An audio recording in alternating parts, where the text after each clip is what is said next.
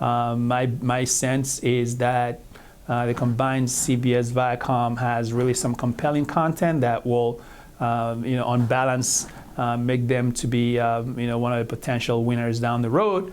That being said, there are still a lot of unanswered questions from the company in terms of articulating their direct-to-consumer strategy.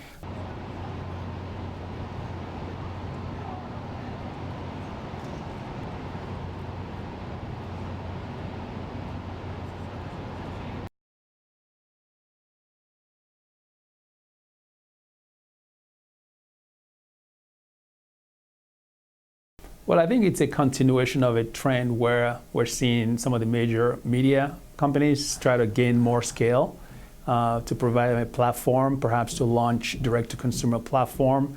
The bigger you get, the more content obviously you have, and presumably the more leverage that you have when you're going to talk to distributors about distributing your content. That seems to be the way that the industry has been going, more and more scale, transition to direct-to-consumer. So that's what I would say is the main rationale for this transaction.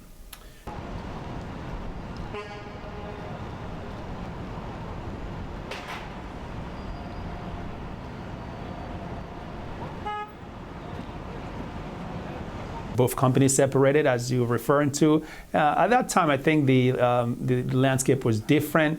We didn't really have much of direct-to-consumer business at that time. The strategic rationale for getting more scale at that point was less justifiable than it is today.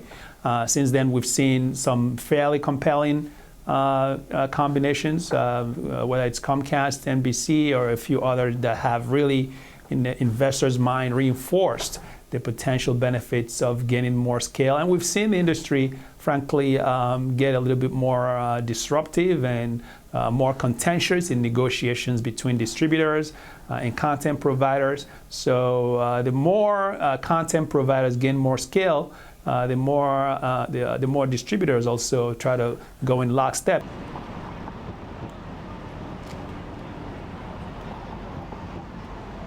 More and more consumers are dropping their traditional pay TV offerings in favor of cheaper online alternatives, direct-to-consumer. So Netflix has become more formidable. Names like Amazon, Hulu, etc. have entrenched themselves. So in some ways, the paradigm has shifted tremendously. That's why I think content providers and distributors have now kind of try to reinvent themselves to get a better competitive advantage by gaining more and more leverage due to a confluence of all of these factors that I just mentioned.